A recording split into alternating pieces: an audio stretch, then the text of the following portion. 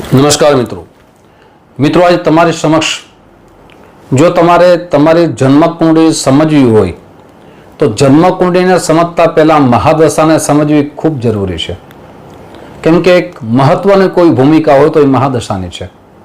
મહાદશામાં પણ અંતરદશાની ખૂબ મહત્વની ભૂમિકા છે. આજે આપણે ચર્ચા કરવા જઈ રહ્યા છીએ એ ચંદ્રની મહાદશામાં જો ચંદ્રની મહાદશા હાલતી હોય તો કેવા ફળની પ્રાપ્તિ થાય, સાથે અશુભ ફળની પ્રાપ્તિ ક્યારે થાય છે અને શુભ ફળની પ્રાપ્તિ ક્યારે થાય છે, વિસ્તારપૂર્વક આજના વિડીયો તમારી સમક્ષ મૂકવા જઈ રહ્યો છું. આજનો વિડીયો પરિપૂર્ણ રીતે જરૂર સાંભળજો, જેનાથી આપને મહાદશા અને અંતરદશાનું સંપૂર્ણ જ્ઞાન પ્રાપ્ત થઈ શકે. ચંદ્રની મહાદશા સમજતા પહેલા ચંદ્રના કારક વસ્તુને સમજવી પડશે. ચંદ્ર કઈ કઈ વસ્તુના કારક છે? સૌથી પહેલા ચંદ્ર મનના કારક છે. મન છે એ જો પ્રફુલ્લિત હોય, આનંદમાં હોય તો જગતની દરેક વસ્તુ આપણે આનંદમાં લાગે. સંસ્કૃતનું એક સૂત્ર છે, ચિત્તે પ્રસન્ને ભુવનમ પ્રસન્નમ. જો આપણું મન આનંદમાં હોય ને તો બધા આનંદમાં લાગે. એટલે મનના કારક ચંદ્રમા છે. પ્રેમના કારક પણ ચંદ્રમા છે. જ્યારે ચંદ્રમાની સ્થિતિ બહુ સારી હોય, મહાદશા સારી હાલતી હોય, અંતરદશા સારી હાલતી હોય, આગળ ચર્ચા કરશું, ત્યારે પ્રેમ છે એ સફળ થાય છે. નિર્ણય શક્તિના ગ્રહ પણ ચંદ્રમાને માનવામાં આવે છે. કોઈ પણ સચોટ નિર્ણય, કોઈ પણ બિઝનેસ કરવો હોય અને એમાં સારો નિર્ણય લઈ તો એ બિઝનેસમાં સફળતા મળે છે. કલ્પના શક્તિ અને ભાવનાના જે કારક છે એ ચંદ્રમા છે. યાત્રાના કારક પણ ચંદ્રમા છે. લક્ષ્મીના કારક પણ ચંદ્રમા છે. અને ભૌતિક સુખ જેમાં લક્ષ્મીની પ્રાપ્તિ થાય એના પણ કારક ચંદ્રમા છે. માતાના કારક પણ ચંદ્રમા છે. મિલકતના કારક પણ ચંદ્રમા છે. અને માતાનો પ્રેમના કારક પણ ચંદ્રમા છે. ચોથા ભાવથી ચંદ્રમા જોવાય છે. હવે ચોથો ભાવ માતાનો છે, માતાની બીમારીનો છે, માતાનો પ્રેમનો છે, માતાથી મળતી મિલકતનો પણ ચંદ્રમા કારક માનવામાં આવે છે. એટલે ચંદ્રમાને મહાદશા સમજવી ખૂબ જરૂરી છે. હવે ચંદ્રમા જે વસ્તુના કારક છે અને એની જ્યારે મહાદશા અને અંતરદશા ચાલતી હોય ત્યારે શું ફળની પ્રાપ્તિ થાય એ સમજીએ. આપણા જ્યોતિષશાસ્ત્રમાં ઘણા બધા પુસ્તકોમાં અલગ અલગ રીતે અલગ અલગ ચંદ્રમાનું વર્ણન લખવામાં આવ્યું છે. પરાશર પદ્ધતિમાં પણ ચંદ્રમાનું મહાદશા અંતરદશા લખવામાં આવી છે. અન્ય જે જ્યોતિષશાસ્ત્રને માન્ય છે આવા ગ્રંથોમાં પણ ચંદ્રમાની દરેક સ્થિતિની વર્ણવવામાં આવી છે. હવે સૌથી પહેલા આપણે ચંદ્રમા ક્યારે કારક બને, કઈ સ્થિતિમાં કારક બને અને કઈ સ્થિતિમાં મારક બને એને સમજીએ.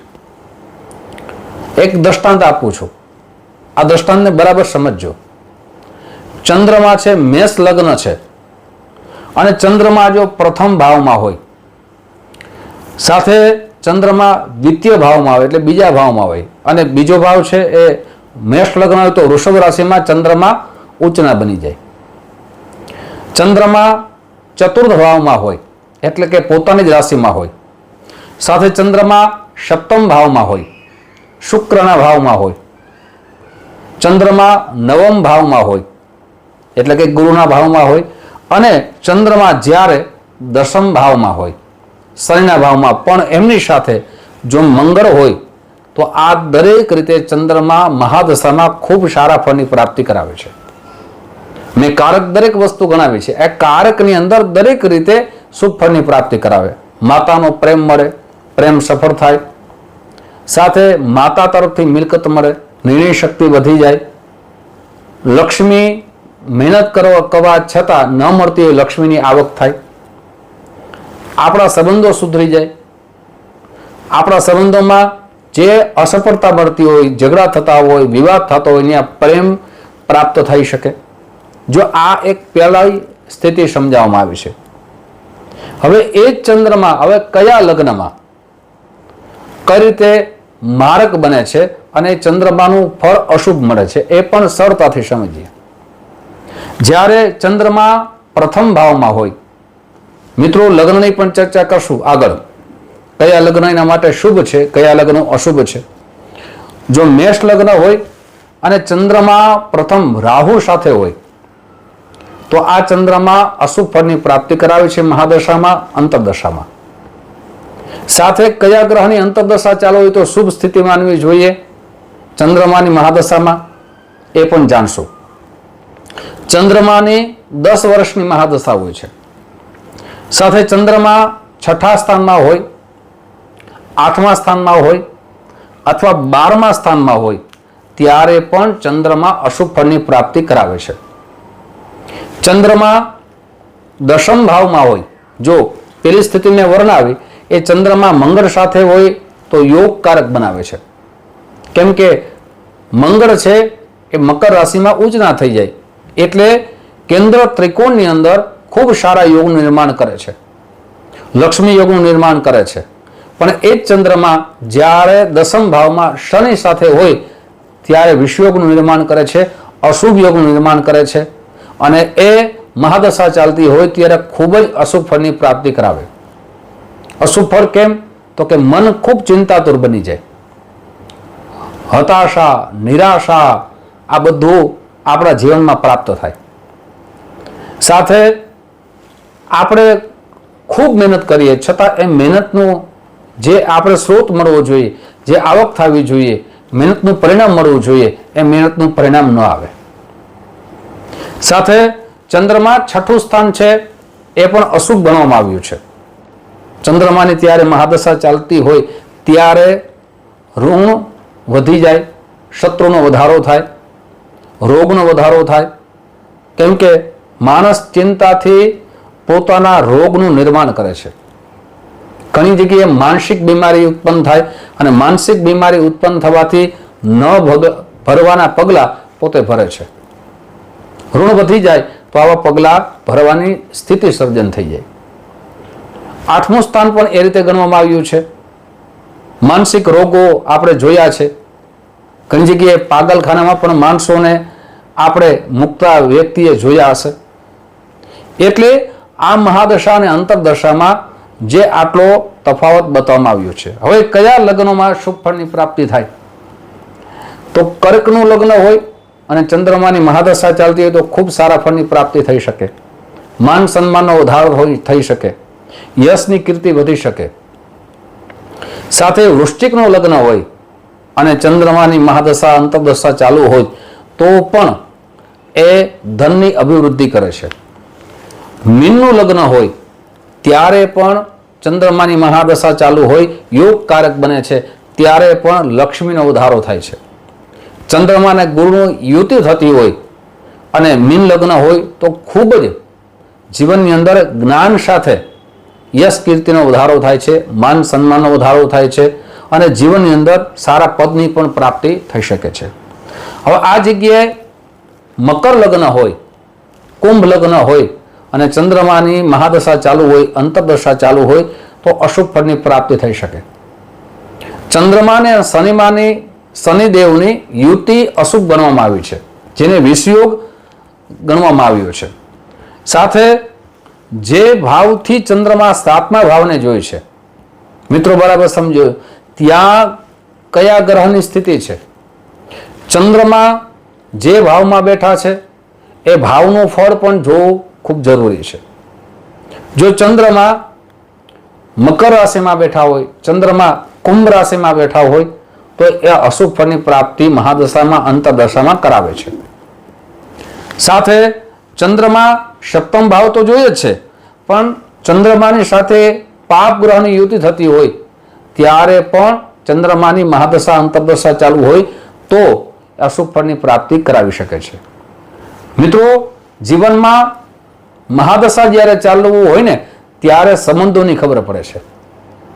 કોણ કોની સાથે રહે એ સંબંધો મહાદશાથી ખબર પડે છે કે તમારા જીવનની અંદર દુઃખ આવે તો તમારી સાથે કોણ હોય, જ્યારે સુખ આવે ત્યારે તમારી સાથે કોણ હોય એ સંબંધો મહાદશામાં ખબર પડી જાય છે. સાથે મિત્રો ચંદ્રમા છે એ જલના પણ કારક માનવામાં આવ્યા છે. હવે કયા ગ્રહો મિત્રો શુભ સ્થિતિમાં અંતરદશાની ચાલુ હોય, ચંદ્રમાની મહાદશા ચાલુ હોય ત્યારે શુભ ફળની પ્રાપ્તિ કરાવે એ આગળ આપણે ચર્ચા કરીએ. પણ તે પહેલા એક નમ્ર પ્રાર્થના છે, મારા નવા મિત્રો આ વિડીયો જોઈ રહ્યા છો, મિત્રો આ વિડીયો તમને ગમે તો જરૂર ને જરૂર લાઈક કરજો, શેર કરજો. સાથે મિત્રો તમારે ચંદ્રમાની મહાદશા સાથે કયા ગ્રહોની અત્યારે સ્થિતિ ચાલુ છે આપણે જન્મકુંડના માધ્યમથી જોઈ શકો તો અવશ્ય કહેજો.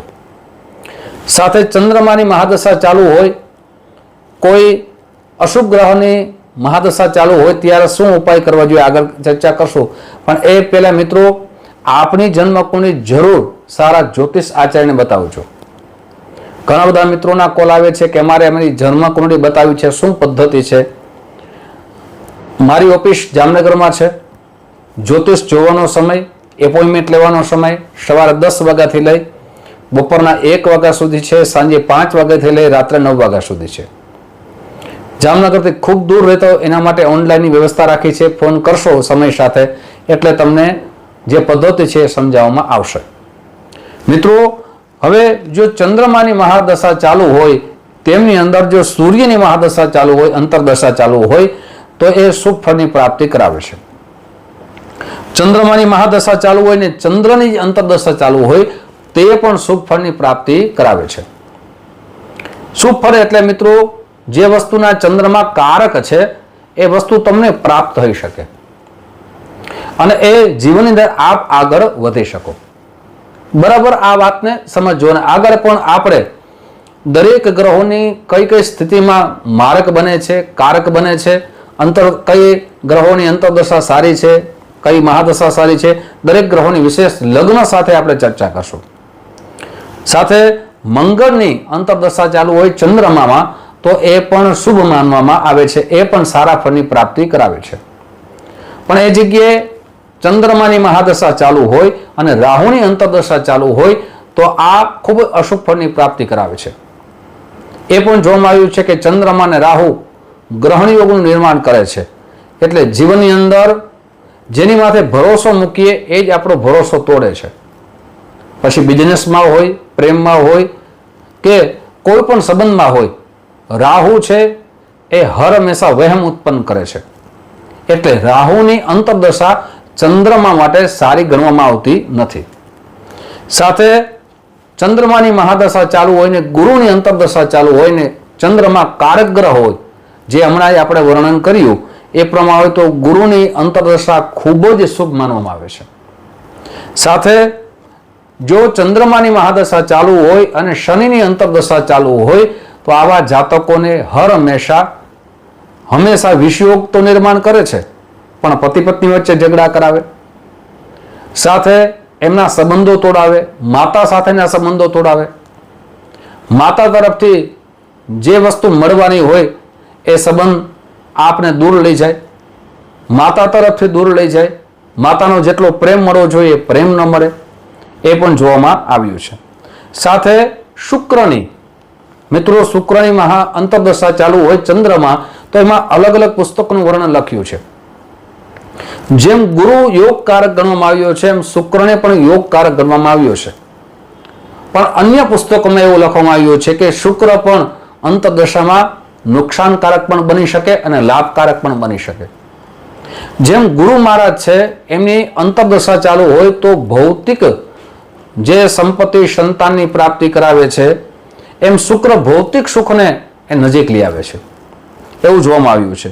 સાથે બુધની અંતરદશા ચાલુ હોય તો મધ્યમ ફળની પ્રાપ્તિ થાય છે. સાથે કેતુ અંતરદશા ચાલુ હોય તો ખૂબ જ અશુભ ફળની પ્રાપ્તિ કરાવે છે એવું જોવામાં આવ્યું છે. મિત્રો મહાદશા અને અંતરદશા જન્મકુંડનો એક મહત્વનો ભાગ છે. એટલે આજે આપણે જે ચર્ચા કરી છે એ ચંદ્રમાની મહાદશા અને અંતરદશા વિશે ચર્ચા કરી છે. આપણી જન્મકુંડળીમાં ખાસ જોજો કયા ગ્રહની મહાદશા ચાલુ છે, કયા ગ્રહની અંતરદશા ચાલુ છે અને આપણા જીવનમાં સુખનો અનુભવ થાય છે કે દુઃખનો અનુભવ થાય છે જરૂર લખજો. સાથે મિત્રો જન્મકુંડળીમાં જો તમારે ચંદ્રમા સાથે કોઈ પણ ગ્રહની જે પાપ ગ્રહ બતાવવામાં આવ્યું છે એની અંતરદશા ચાલુ હોય તો શું ઉપાય કરવા જોઈએ? સૌથી પહેલા ચંદ્રમા છે ભગવાન શંકર ભગવાનના પરમ ભક્ત માનવામાં આવે છે. આપને પ્રતિ દિવસ ભગવાન માથે દૂધનો અભિષેક કરવો જોઈએ. સાથે જન્મકુંડી બતાવી ચંદ્રમાનું રત્ન મોતી છે પંચાંગ કર્મ કરીને ધારણ કરવું જોઈએ. સારા બ્રાહ્મણ પાસે એનું પંચાંગ કર્મ કરાવવું જોઈએ. આપ કરી શકો તો રોજ ચંદ્ર ભગવાનનો બીજ મંત્ર છે એના જપ કરવા જોઈએ. ઓમ સહસોમાય નમઃ, ચંદ્રમશય નમઃ, અથવા ચંદ્ર ભગવાનના બીજ મંત્ર એક પુરાણોક્ત શ્લોક પણ લખવામાં આવ્યું છે. દધિશંખ તુષારભમ શિવ દાનવ સંભવમ નમામી સસિનમ સોમમ શંભોર મુકુટભૂષણમ. આ શ્લોકના પણ જેટલા જપ થાય એટલા અવશ્ય રોજ પ્રતિ દિવસે શંકર ભગવાન સામે બેસીને જપ કરવા જોઈએ. સાથે ચંદ્ર ભગવાનના જપ અનુષ્ઠાન સારા વિદ્વાન બ્રાહ્મણ પાસે અવશ્ય કરાવવા જોઈએ, જેનાથી અશુભ ફળની પ્રાપ્તિ ન થાય. સાથે સોમવારનું વ્રત કરવું જોઈએ, પૂર્ણિમાનું વ્રત કરવું જોઈએ. સોમવારના દિવસે સફેદ વસ્તુનું દાન કરવું જોઈએ. પૂર્ણિમાના દિવસે ચંદ્ર ભગવાને અર્ઘ્ય રાત્રે દહીંથી અર્ઘ્ય, એમાં ખાંડ અથવા સાકર પધરાવી અર્ઘ્ય આપવો જોઈએ. પૂર્ણિમાના દિવસે રાત્રિના સમયે આપને ઓમ ચંદ્રમશય નમઃ એમના જપ કરવા જોઈએ. મિત્રો, આપ ઉપાય કરશો તો ચંદ્રમાં પણ આપના જીવનની અંદર સારા ફળની પ્રાપ્તિ કરાવશે. મિત્રો, આવી જ ચર્ચાઓ જે આપના જીવનમાં ઉપયોગી આવે, આવી ચર્ચાઓ તમારી સમક્ષ રાખતો રહીશ. આપ જે પ્રેમ આપો છો એ પ્રેમ બદલ આપ સૌનો હૃદયથી ખૂબ ખૂબ આભાર વ્યક્ત કરું છું. જય શ્રી કૃષ્ણ. મહાદેવ હર.